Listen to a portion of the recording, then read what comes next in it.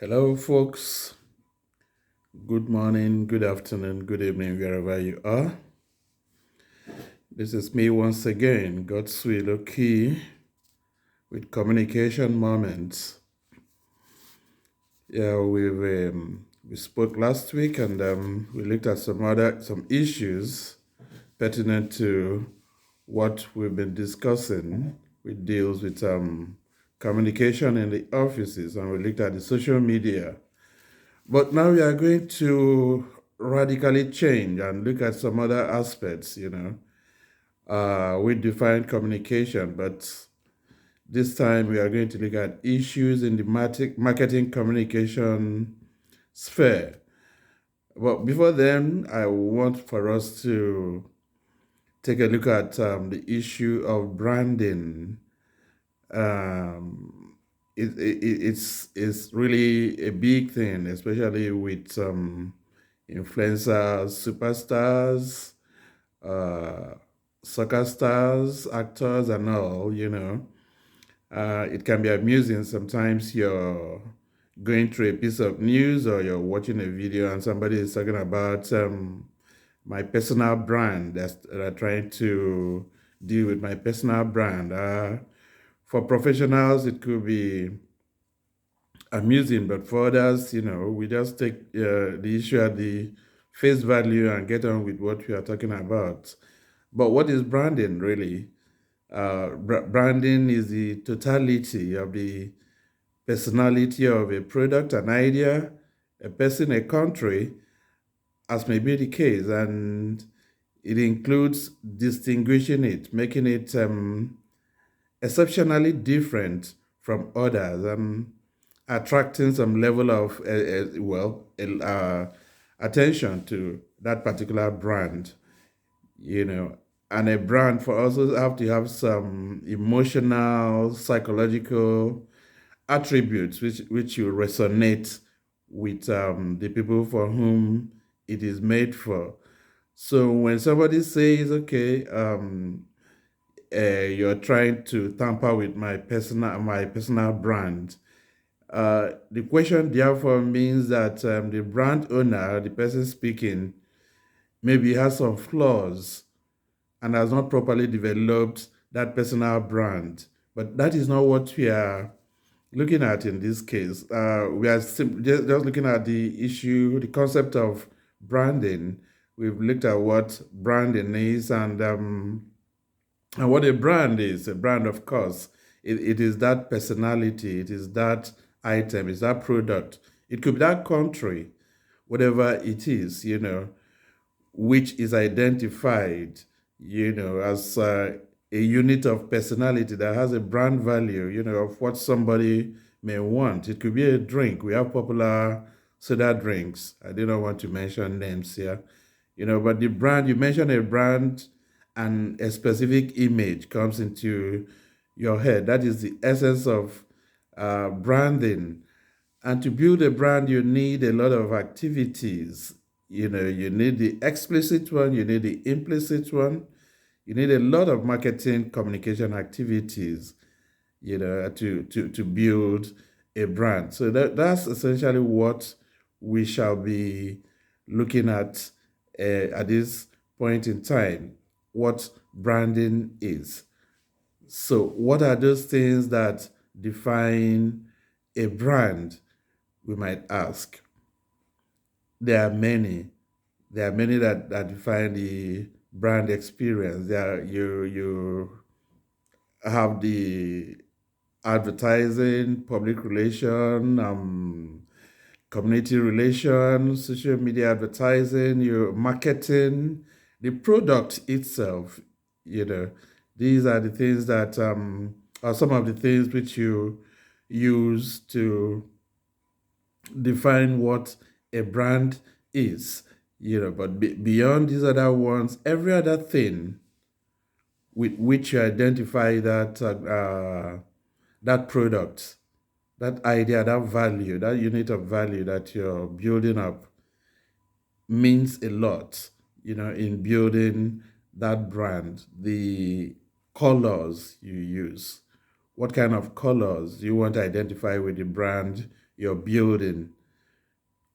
The name of the organization, or whatever it is. What memory does it evoke in the minds of a person, of a potential buyer of that brand?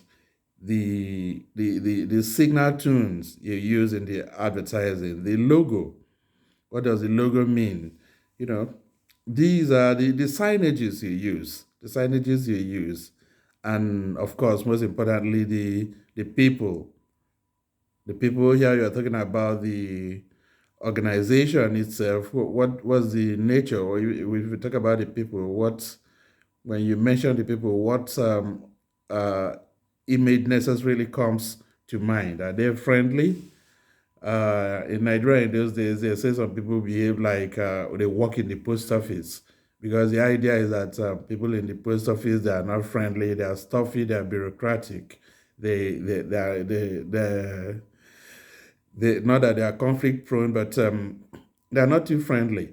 Now that is not necessary. That's not a good brand, So the people matter, the management matter, uh, and the interior.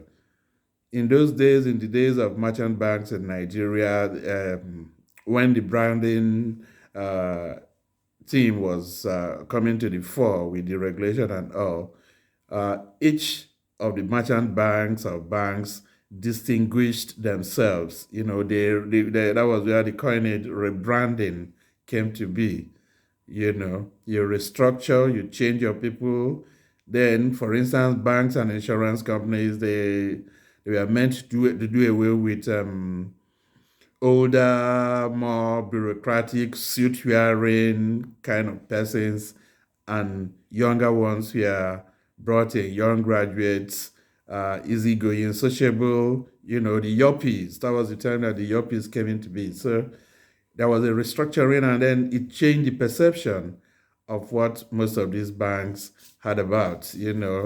If you talk about one of the big banks, one of the major banks, the major banks, they've all rebranded in Nigeria. They are no longer what they used to be, as it were.